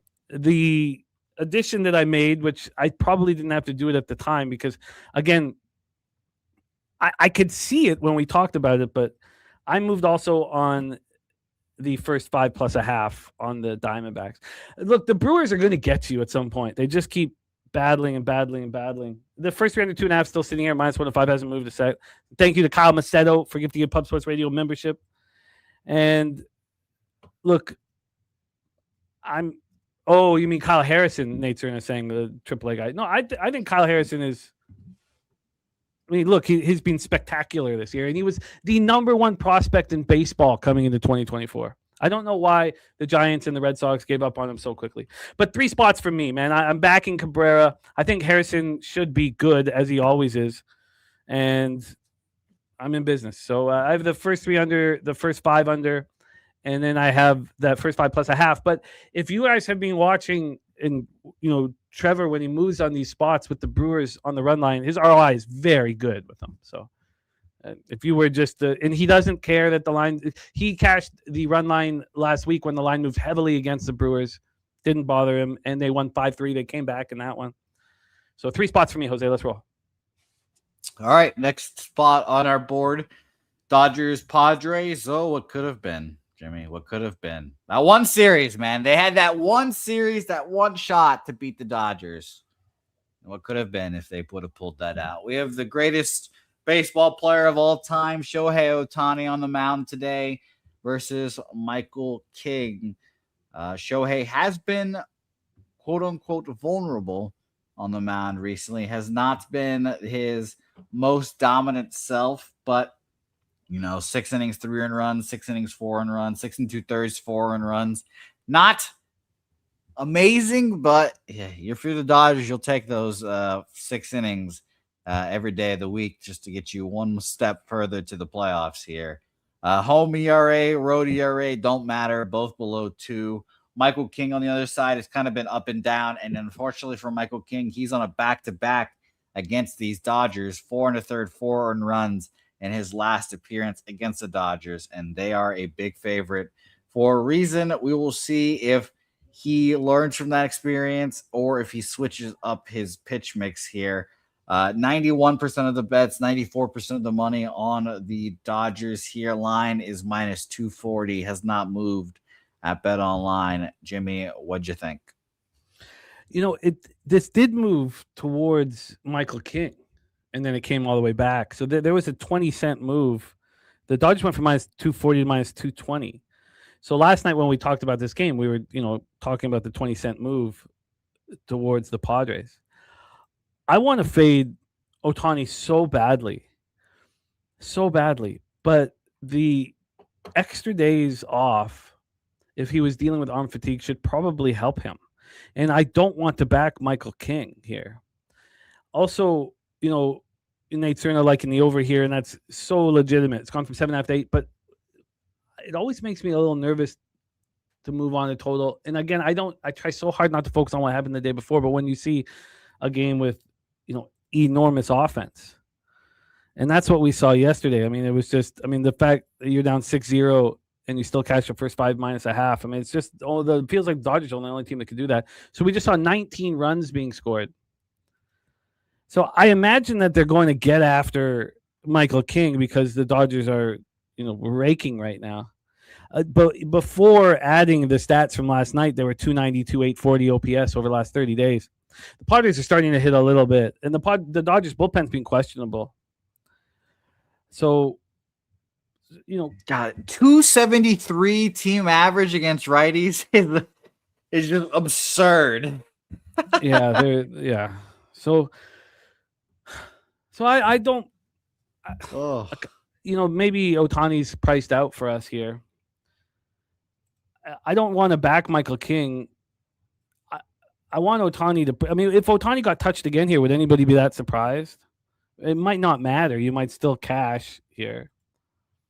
The Padres are plus 215 full game. First 5, they're plus 198. So maybe there's a somewhat of a chance here that. Look, I don't know what Ohtani's going to do with extra days rest. I'm very interested. I'm certainly not going to back him, and then I'm just afraid to fade the Dodgers right now. So, and I don't want Michael King, so I could see the over being bet, but it just seems like a pretty easy thing to get to here. Is that over? And you have 52% of the tickets and 94% of the cash on that over. And this line came out at 8:21 p.m. yesterday. At circa minus 105 to the over, minus 115 to the under, and it has not moved a cent. So I'm just going to stay off of this one here. Off of this one for me. Let's roll. All right, Jimmy, I have a question for you on this last game. We have Blue Jays, Mariners. Jimmy, what is going on with the Toronto Blue Jays? Because they are the team that I've been kind of circling around, and I'm like, all right. I want to take the future. I want to bet them at some point to do something. I don't know what that something is yet, but I think this Blue Jays team is still yet to be heard from. But it's just 3-7 their last 10. Every other day, I see Jeff Hoffman in a gigantic bag of ice talking to the media after he blows a save. Vladdy hits 6 home runs in the season. Everyone's pissed. He's still hitting 350 or whatever. So I want to back this Blue Jays team. I believe in this Blue Jays team generally, but it's just not been great recently. Minus 118 opener against the Mariners here again. Luis Castillo is now minus 121. And you guys know, if you guys watch this show frequently, that these Blue Jays Mariners series get flooded with Canadians coming across the border. Shout out to Vancouver. 60% of the bets, 66% of the money on Toronto here, and 67% of the bets, 82% of the money on the over in this game. Like I said, I believe in the Blue Jays, but I don't know. I wanted to hear from the Blue Jays guy himself. Well, the American League is the worst I've ever seen it in my life. Horrible, yeah. I've never seen weaker teams. I've never seen more parity. If you were to say there's not a good team in the American League, I'd say you're probably right. Yeah, and I would indeed say that. That is exactly what I would say. Because the best team in the American League just got 4 games swept against the worst Red Sox team we've all seen. Well, I think the Rays should probably be considered this team, it's so bad. The American League is so bad. So, we have at this point right now, we have 11 teams that could make a run right now. And that's how bad it is. If the Jays hadn't lost 6 straight, they win 6 straight. What are they, the 3rd favorite to win the AL all of a sudden? So every team in the American League knows that it's wide open. And if they make the right moves at the deadline and get hot, they're going to run right into a playoff spot. So the Jays are not that good. Are they actually going to try to make those moves to get better? Oh yeah, they are. They are fully. So They're fully. that's you see, that's one of the other reasons where I'm like, I know that the Jays are gonna try. Yeah. I don't know. It's tough. Like, I don't want to bet them to win this division because maybe that's like a step too far. I kind of like, do I bet them to win the American League? Do I think the Toronto Blue Jays are going to go to the World Series back-to-back years? Have the Blue Jays ever gone to the World Series in back-to-back years? Of course, we won the World Series in back-to-back years. Yeah, that's why I wanted to tee you up for that one, Jim. All right. But look, it's just wide open. It's just wide open. You know. So I really liked the offense that you took there. That was great. That was fantastic. I mean, if they're going to sit here and complain that the offense isn't ticking because Barger had a setback in his rehab, I mean, come on. Yeah, Addison Barger is not the difference maker in this lineup as much. He's a great young player, but yeah, he's not the difference maker. So they're going to make moves and they could make a run. I wasn't here as well. Sorry, we're doing a little long on this breakdown. Did the Bo Bichette, did that touch your heart, Jimmy? No. Did that warm? Okay. I didn't care at all. Didn't touch my heart for a second. Okay. I don't really have. Look, yeah, him and Vlad. I don't care about young players whose dads were Major League Baseball players. I don't like. I have no I don't care about them. They had everything given to them in life, and what? What? Are you sad? I mean, fuck off. I mean, I don't care. I don't care at all. You know who I care about? A guy like Jose Cabrera. Sure. You know, I care about these kids coming up, finding their way into the league. I cheer for them. But here in this spot, I think I'm screwed because Dylan Cease has not been pitching well. In his last 3 starts, he's 13 walks. 13 walks, and he hasn't made it through 6 innings. So he's still getting a ton of strikeouts. He's not pitching very well. Luis Castillo appears to have, I don't know, like when he's a primary, he's not pitching very well. When he is when that last start at the Guardians was very good. I know he really, really wants to be a starting pitcher, for the team. He's been the best pitcher for the last, since he came over from the Reds, and that's not happening here. The Mariners aren't hitting. The Jays are hitting. This 7 I thought was just too low. It was too low. And I thought when we get here today, it'd be a 7.5. So the fact that this is not moved makes me extremely uncomfortable. So uncomfortable. So, I mean, what is the cash flow here? We have 68% of tickets, 82% cash on the over. And, it's Circus still has a minus 120 to the over. So that's at least a good thing there that they haven't moved it towards the under. But this is going to be packed. These games are going to be sold out. It's going to be more Jays fans than Mariners fans. They're going to take over. It's going to be an electric atmosphere, and it usually breeds for offense. But these are 2 pitchers who could easily step up and pitch well in these conditions. And so I'm on the over 7, but I'm extremely uncomfortable. It hasn't moved to 7.5. But I'm on the over 7. I also think that the 1-0 game yesterday, I want that in people's heads. So maybe that's the reason why it's not moving towards the over. The Jays are a rest of ball club. I think that they can attack Castillo, and Cease is just, he's allowing way too many, ducks on the pond. I'm on the over 7, but I don't think I would tail this now until you see a sign from the books that there's some concern.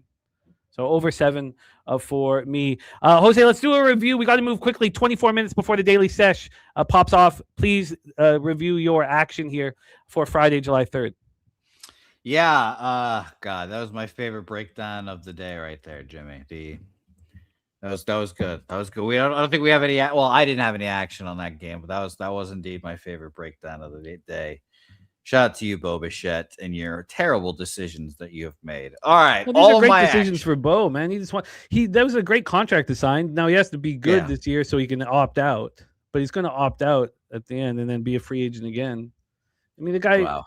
The Silver Spoon kid, man, he's got everything he can possibly want. And he's going to have to maybe work a little harder at baseball. That's all. I mean, imagine Slatsy's wife with a fucking picture of Bo Bichette in her wallet, man. She was the first person I thought of when I saw those tears welling up in his face. I was like, Slatsy's wife must be just right there with him. Man. Then it was, of course, it was you, and then it was Slatsy. So that was my line of three there. But a lot of action for me here today, Jimmy. I'll start from the bottom up here. Nationals first 5 -0.5, -120. Nationals to score first plus 105. I tailed that horse for a full unit. Race 9, the 3. Potts right, I think it was. That's how I remember now. Yeah. Potts right. Shout out to him. The over 10 in the Reds-Orioles game, -120. The Mets doubled up in that game. First 5 full game, -103 and -110 first 5. The other trappy line, the market manipulation spot for me, the one that you don't have that I think it is Rays-Astros under 8.5 at even money for me, and Marlins-A's under 10.5 -105. I like your card. Good luck, Jose. Let's get this cash. I came in with 12 bets. Mets plus 112. New York Mets, Atlanta under 9.5 -120. Cubs -122. Washington first 5 -0.5 -105. Milwaukee, Arizona first 3 under 2.5 -105. Milwaukee, Arizona first 5 under 4.5 at plus 100. Arizona first 5 plus 0.5 at -110. Toronto, Seattle over 7 -120. That one makes me very, very uncomfortable. The San Francisco, Colorado first 3 under 3.5 at -125. San Francisco, Colorado first 5 under 6 at -123. Boston, LA first 3 under 2 at plus 106, and Boston, LA full game under 8 at -117. I'm interested in adding the under in the Cubs Cardinals game. I want to study that more. The full game -1 I'm going to add for the Nats.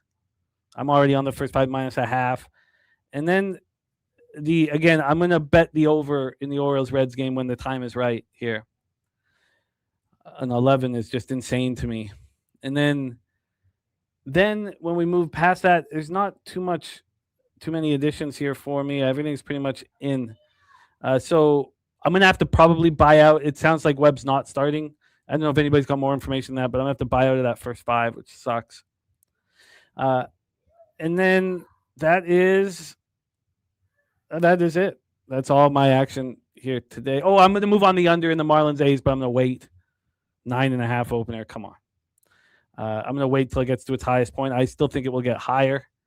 And I'm very uncomfortable with that over. There we go. I'd love to hear that, Chris. Let's carry on from yesterday's 11-2 day. All right, Jose, we got to move very quickly. 2 minutes a game here. If you could switch it to 2 minutes a game, and I'm going to make sure that I've got the timer up here so I can see it. Let's roll, Jose. Let's roll. We start with Lynx Liberty. Yes, and before we do, sorry to keep us down here for a second, Jimmy, but Nasty Nate asking if I know what Potts right means. Trust me, I have nightmares of Fred telling me Potts right from Palooza poker dealing. I still hear his voice yelling at me, so shout out to him as well. So shout out to Fred, and shout out to Palooza. Minnesota Lynx versus the New York Liberty here. Great matchup. These are the Titans of the WNBA. Jimmy, correct me if I'm wrong. You have a future on the woman from the Minnesota Lynx to win the MVP, right? No, I do not. I just have them to win the chip at 650. Oh, okay.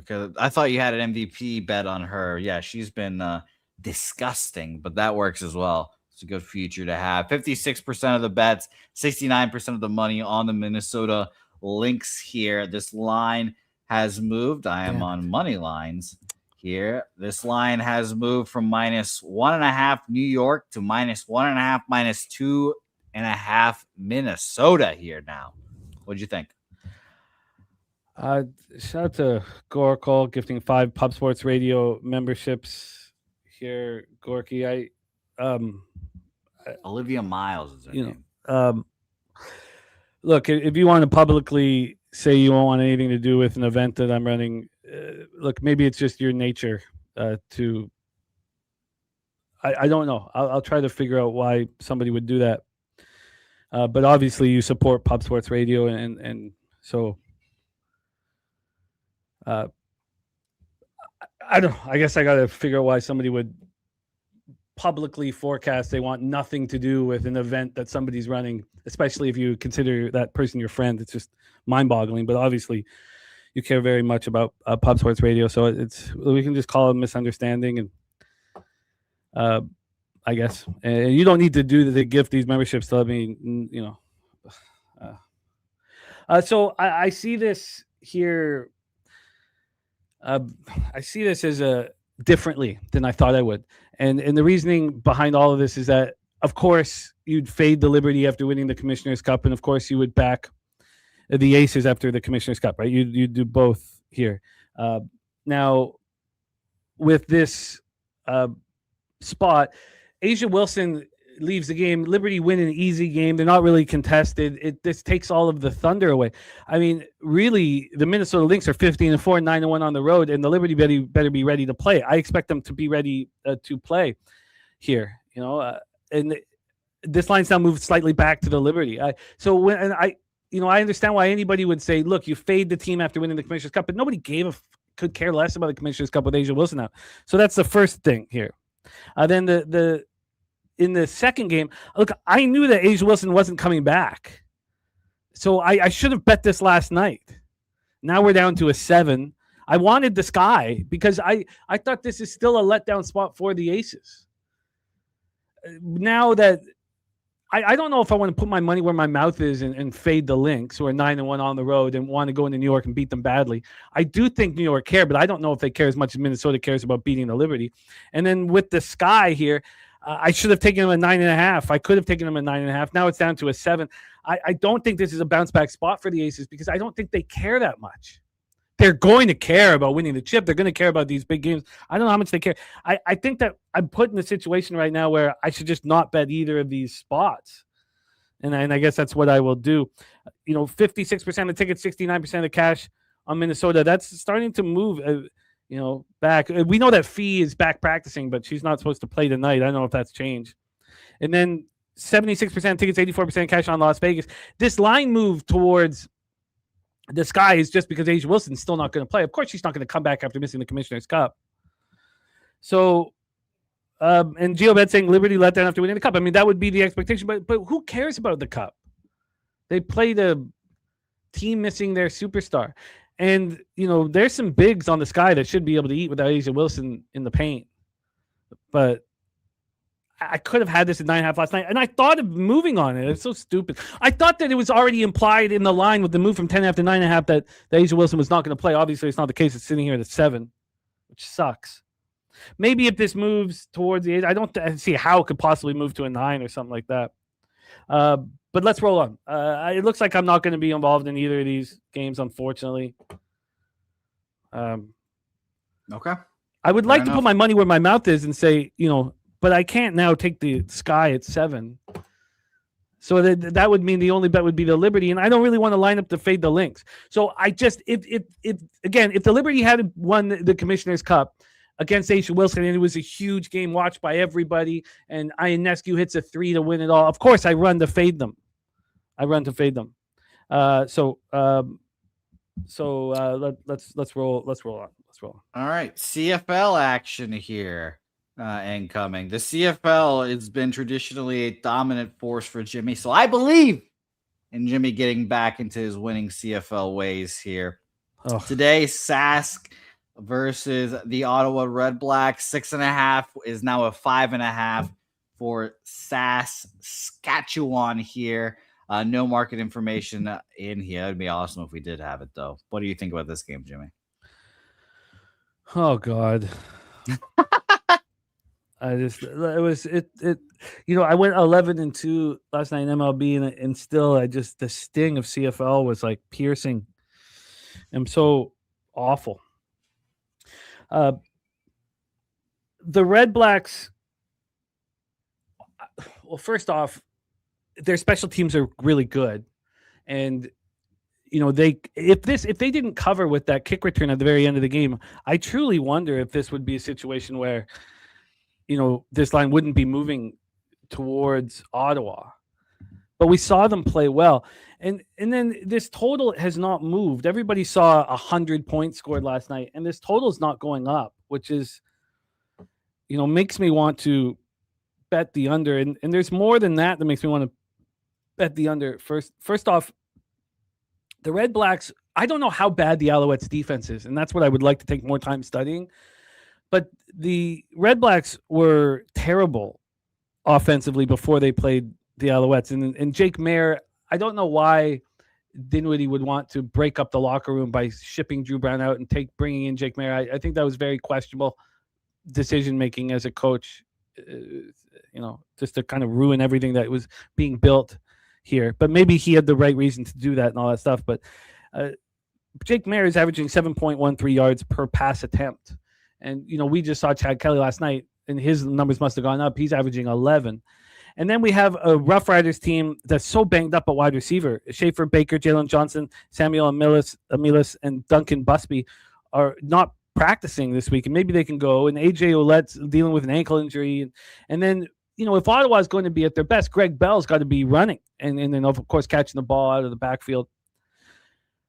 I would like to keep betting unders, but look, there's fucking consequences. Like, it's not fun in games. So I would like to join AM on these unders here badly. I don't see the Red Blacks as this team is going to put up a ton of points. Also, I want to back the Rough Riders here. Everybody talking about, talking about overs and CFL and talking about this game. Nobody's talking about the rest situation here. The Rough Riders were in Montreal on Sunday night. It's Friday and they're playing at home, which means they had 1 day of practice this week. And then the Rough Riders are coming off of a loss at home last Friday. They're going to be so angry. I mean, we're talking so angry. Now, is 5 too much because, it's just the wild CFL? I mean, there's no doubt that they could get back in this. If that is too much, then should I? It's 5.5 now. It's kind of a tricky number. Then should I be focusing on the double result? I don't care that Ottawa could be broken. And the fact that they covered because of a last-second kick return could be a benefit to gamblers because now we can fade the Rough Riders. When this line when the books came out with the action this week, the 6.5. How do you not bet the Red Blacks plus 6.5 because of what we just saw against the Alouettes? And the same thing. How do you not bet the Ticats minus 2.5? They were both like right there. The double result for the Rough Riders. So then just it's minus 110. Maybe that's the better way of handling things. So I want unders again. Look, I came back from 50 units in MLB. Now I'm only sitting here plus 5 units, but I can come back from 10 and 18 down, 8.5 units. I can come back from this, but I can't come back if I keep making the same mistake over and over again. Everybody else cashing overs, and I still try to get in the way of these unders. So I'm interested in unders, and I'm interested in backing the Rough Riders against Ottawa on a short week. So let's roll on here to the Elks Lions.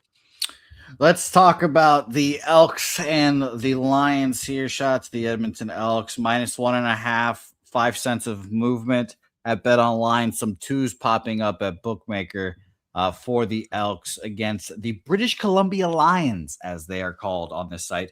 I'm looking at. What do you think about the BC Lions here? I don't know how anyone could fade Edmonton. I think the Elks are the under team. Even when the Elks played the Alouettes, that game was going to go under. The first half went way under, and I know rain was involved, but then it went over because it went to overtime. The first time the Elks played the Red Blacks, that game went under, depending on your final number here. So I think that the Elks are an under team. This game's also at the Apple Bowl Stadium in Kelowna, BC, so the Lions don't have an advantage. How do you not bet the Elks again here? And even if the Elks win this game, why wouldn't we still be interested in the Lions? Still have interest in the Lions in the futures market. I still think that'd be fair because we're going to get a huge number. I could not believe that the futures number didn't change after. Now they're 3-0 and the Lions futures didn't change. Remember, they were the second favorite. Oh, it's changed now. So it's changed now. It changed in the last 2 days. They're now plus 850. Plus 850 to win the Grey Cup. If they lose this game, we're going to get over 10-1 to have the Lions in our pocket. I think that's worth doing here because Nate Rourke is an absolute beast. The Elks are dealing with injuries at linebacker with Nick Anderson and Brock Morganson. Justin Rankin's running rampant. And also the numbers for Rourke and the BC Lions offense are skewed because they put up so many numbers, so much offense in the second half here when the game's out of reach. And it's just Rourke, just doing what he does. So, Andrew G says BC Lions, Elks won't win every game. Certainly one way of looking at it. We're certainly going to be hammering the Lions as soon as they get back to BC Place. But here at Apple Bowl Stadium in Kelowna, there's so much that looks wrong with the Lions. I mean, would it surprise anybody if the Lions lost this game and started cutting players and firing coaches? I mean, I remember when I was in high school, we had Andre Ware at quarterback, and we had 4 electric wide receivers we'd brought up from America. And in the CFL, you can just cut players, cut them with no. And I know you can in the NFL too, depending on the way the contract's signed. But I remember when I was in high school, we just cut Andre Ware in the 4 wide. We just cut him, opened up 0-4. I mean, will that happen here? Mark A on Edmonton and the over 56.5. The Lions are clearly an over team. We know that. That's true, but that's because of their defense, not because of their offense at this point. So, look, I'm not against continuing this attack against totals, but how many beatings am I going to take? But what I wanted to come say on the show is, look, I'm not going to bet totals anymore here. They're just insane, either over or pass. But here, I would like to, get under the total in all these Elks games. This one is going to climb, though. There's no need to bet it now. See if 58.5 on the board, 58 at BOL with the moving to the over. So, I've had to decide exactly how to manage this. But the Elks and the under are how I want to move on this, and I haven't done it yet. All right, let's go to the last CFL game. I was going to say BCL, Jesus. Winnipeg Blue Bombers, Hamilton Tiger Cats. Shout out to Bobano, as always, when we're talking Ticats here. As for the line movement in this game, I'm seeing a 2.5 opener and now 3.5 across the board here for Los Ticats here. Jimmy, is the reign of the Blue Bombers over? Everybody on the Ticats here. Ticats coming off a bye. We've seen teams be really lazy out of a bye in the CFL. I mean, all these guys went back to the States for the time off, and now they're coming back up to put it together. The Ticats went into Winnipeg and beat them by 10 points, and they open up under a field goal. I think that the Bombers should be bet. I really do. I think the Bombers should be bet. And I want to see what happens with this line. It's such a fishy line, and I know that the CFL is a very inefficient market, but I think that this under should be bet. And AM liking the under here is the best one on the board. 71 Fahrenheit, 10 mile per hour winds, light rain possible. But man, Bo Levi Mitchell looks like an absolute monster. You think he wanted a bye week? 8 touchdowns, 1 pick. He's completing 84% of his passes. It's absolutely insane. And the bye did not help them. Everybody and their mama going to be on the Ticats. Why would they open the line under a field goal? I think that I have interest in the Bombers, and I expect to move on them. This is how CFL works, man.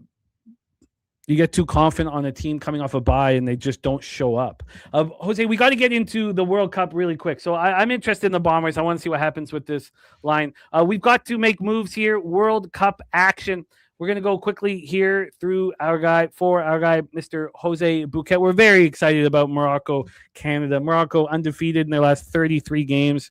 Oh, that hurt my fucking soul. I had the Netherlands to win the World Cup. Oh, my God. So did I, but I also tailed the Morocco to be the best African nation. Yeah. I also have America to make it to the quarterfinals at plus 333. It's a good bet. Yeah, that red card kind of fucks them a little bit, but the Belgium has not been good, so I like that bet. Yeah, I don't think there's any reason to just let it run. But let's go here, Jose. We have Australia, Egypt. We've heard a lot of love for Australia, but this line has moved slightly towards Egypt. They've gone from plus 154 to plus 141. Australia plus 225 to plus 275, and the draw has taken money as well. Your thoughts here for Australia, Egypt? This is the game I kind of don't have any hard feelings or emotions for. I think this Egypt team should get the job done, but I wouldn't hate the old the Flash special, as well I'll call it. And Flash is doing, and I'm sure you guys have had Flash on the show, so he said this himself, I'm sure. He's bet to draw, bet both these teams to win in penalties. I think it's going to be a tight affair. So if I had a gun to head, it would be a draw bet for me, but nothing in this game official. Argentina, Cabo Verde. Argentina, huge favorites over Cape Verde. It's huge. Is there a reason? Is this joyride that Cabo Verde is being on going to come to a horrifying conclusion here? Yes. I could see all of you guys, Argentina win to 0, Argentina double result, et cetera, et cetera. I think I'm just going to roll with Argentina team total over 2.5, which is pretty surprising that it's only, I would have guessed it would be 3.5, and they just open hand slap the fuck out of Cape Verde here, Cabo Verde, whatever we're calling our friends at Cape Verde. But Argentina over 2.5 goals for me. Minus 120 official. There we go. Cape Verde, as our friend Nasty Nate letting us know, and that's how Jose's been referring to them. I have not been. I apologize for that to all the Cape Verde, 500,000 people live in Cape Verde, so yeah, it's not like when Jose disses the South Koreans, but. Smaller group that could be very angry. Colombia, Ghana, the final spot on the board before we all head over to the daily sesh. Final spot on the board here. Big move towards Colombia from minus 145 to minus 230. Big move towards the Colombians. Do you agree with this market move? No. I mean, I was pretty surprised to see how big this move was, or how big this line was in general, honestly. Now I haven't done enough research in soccer market moves and all that stuff, but Ghana's not bad. But the thing is, we've just seen every single African nation get knocked out in the same way and in the same minute. Every team has scored in the 86th minute against these African nations and beat their ass. I had the pleasure of going to Norway versus the Ivory Coast the other day live. Helga, by the way, is obsessed with soccer now, so shout out to her. But God, like, is none of them are gonna get through? None of them, Jimmy. You're just gonna cakewalk through with this Morocco bet? I don't know.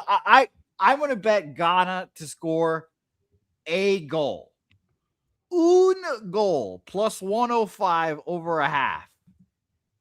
I think this could be a 1-1 draw in 90 minutes, and then Colombia gets it done here.